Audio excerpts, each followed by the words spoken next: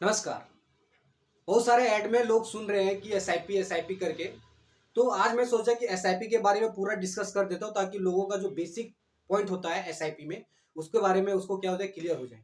तो हमारे इस वीडियो में आप पूरे डिटेल में जानेंगे कि एसआईपी क्या होता है, क्या कि उसमें टर्म एंड कंडीशन है और उसमें क्या होता है कि उसका जो रिटर्न कैसा आता है और अगर आप एसआईपी करते हैं तो कहाँ से कितना कैसे चालू कर सकते हैं।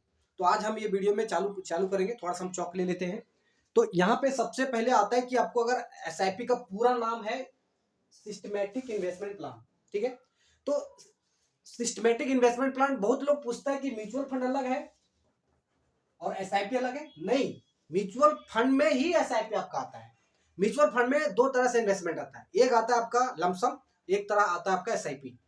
तो अगर आप एसआईपी करते हैं तो एसआईपी का पूरा नाम आपको बताया गया है, यहाँ पे आप देख सकते हैं कि इसका नाम है सिस्टमैटिक इन्वेस्टमेंट प्लान। तो सिस्टमैटिक इन्वेस्टमेंट प्लान में क्या होता है कि आपको सिस्टमैटिक की तरह से आपको क्या होता है, आपके अकाउंट से पैसे आपका क्या होता है म्यूचुअल फंड में आपका जमा होता जाता है, ठीक है। तो सबसे पहला जो आपका जो बेसिक वाइज आपको बताता हूँ कि सबसे पहले आपको अगर आप एसआईपी करते हैं, ठीक है, तो हर महीने जिस दिन का आपका एसआईपी रहता है, ठीक है, उसके 5 दिन पहले आपके बैंक की तरफ से एक मैसेज आता है कि आपका एसआईपी का क्या है कि एसआईपी का अमाउंट जाने वाला है। तो आप अकाउंट में बैलेंस मेंटेन करके रखिए।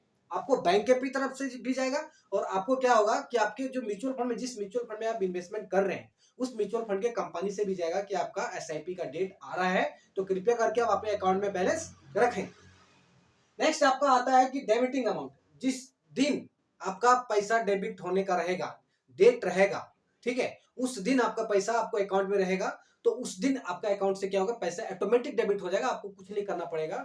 जो भी काम करना आपको इनिशियल में जब आप एसआईपी रजिस्टर कर रहे होंगे उस समय आपको करना था, उस समय जो कर दिए तो एसआईपी के अमाउंट अपने ऑटोमेटिक आपके अकाउंट से डेबिट हो जाएगा। नेक्स्ट आता है कि आपका एसआईपी का कितना अमाउंट स्टार्ट कर सकते हैं। तो क्या है कि बहुत सारे कंपनी अलग अलग का फंडा होता है। तो सबसे पहले जो हम बेसिक से स्टार्ट करते हैं कि जो एचडीएफसी म्यूचुअल फंड है वो एक फैसिलिटी दिया है कि आप एसआईपी 100 रुपीज से भी स्टार्ट कर सकते हैं।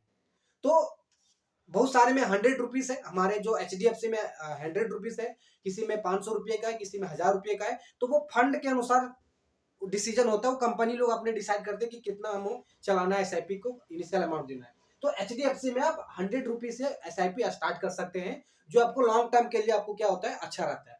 फिर आपका आता है फ्लेक्सिबिलिटी इन चेंज। क्या होता है कि एसआईपी में आप बदलाव कर सकते हैं।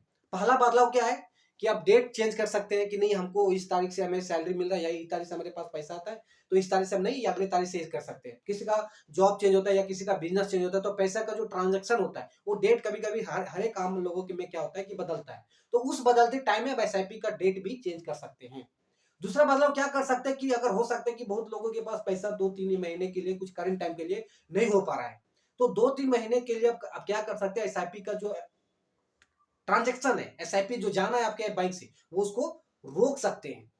तीसरा चेंजेस क्या आता है कि अगर आप 100 रुपीज से एसआईपी कर रहे हैं, अगर आप जैसे क्या स्टार्टिंग में 100 रुपीज की है, या कोई 5000 से करता है, कोई 10,000 से करता है, कोई 40,000 से करता है। हमारे पास ऐसे ऐसे आदमी की एक महीने में 40,000 का भी एसआईपी करते हैं, और ऐसे भी आदमी की एक महीने में 100 रुपया एसआईपी करके वो निकाल भी देते हैं। तो वो डिपेंड करता है वो कितने अपने फाइनेंशियल प्लान कर रहे हैं। तो क्या होता है कि एसआईपी का जो अमाउंट रहता है उसमें भी चेंज कर सकते हैं। चेंज करने के लिए आपको जिससे आप एसआईपी इन्वेस्ट कर रहे हैं वहां, या तो कोई जो इस ऐप से करे वहां से भी एडिट कर सकते हैं। उसमें क्या है कि कम वाले को बढ़ा भी सकते हैं और बढ़ावा जो बढ़ाया हुआ अमाउंट उसे घटा भी सकते हैं। एसआईपी में ये आपका ये दिया हुआ है, ठीक है। उसके बाद में आता है आपका रिटर्न। देखिए क्या है कि म्यूचुअल फंड कभी गारंटी नहीं देता है कि आपको इतना रिटर्न देगा, ठीक है। इसलिए हर म्यूचुअल फंड के ऐड में आपको लास्ट में ये बोलता है कि mutual fund investment are the subject to the market risk, please read the document very carefully. फिर भी अभी तक जो भी 1964 से जो म्यूचुअल फंड स्टार्ट हुआ है, तो उस समय से जो म्यूचुअल फंड स्टार्ट हुआ है, तो जो एक एवरेज रिटर्न देखा गया है 12 से 15% आपको क्या होगा कि म्यूचुअल फंड में आपको रिटर्न मिलेगा। तो रिटर्न मिलने के बाद में आपको क्या आता है कि आपका लॉन्ग टर्म कॉर्पस, अगर आप थोड़ा थोड़ा करके पैसा रखते हैं एसआईपी में, तो आपके जब एक लॉन्ग टर्म बने रहते हैं तो उसमें क्या होता है कि बड़ा अमाउंट आपका बन के रहता है। जैसे अगर हमें एग्जांपल है कि एचडीएफसी फ्लेक्सी कैप एक फंड है जो 1995 1995 में स्टार्ट हुआ है। वो क्या करता है कि पूरे इंडिया के 500 कंपनी के शेयर में पैसा लगाता है। अब क्या है कि आप आम आदमी तो क्या करता है कि 500 कंपनी में पैसा तो लगा नहीं सकता है, तो वो क्या करेगा, म्यूचुअल फंड के थ्रू से जाएगा और ये फंड में आपका इन्वेस्ट करेगा। इन्वेस्ट करने के बाद में क्या होगा कि उसका, जैसे देखिए कि एचडीएफसी फ्लेक्सी कप में अगर कोई आदमी 1995 में 10,000 इन्वेस्टमेंट किया हुआ है, तो आज तक वो इन्वेस्टमेंट करके छोड़ दिया, पैसा लगा के छोड़ दिया है, तो आज तक उनका 54,000 रुपया पैसा बना हुआ है।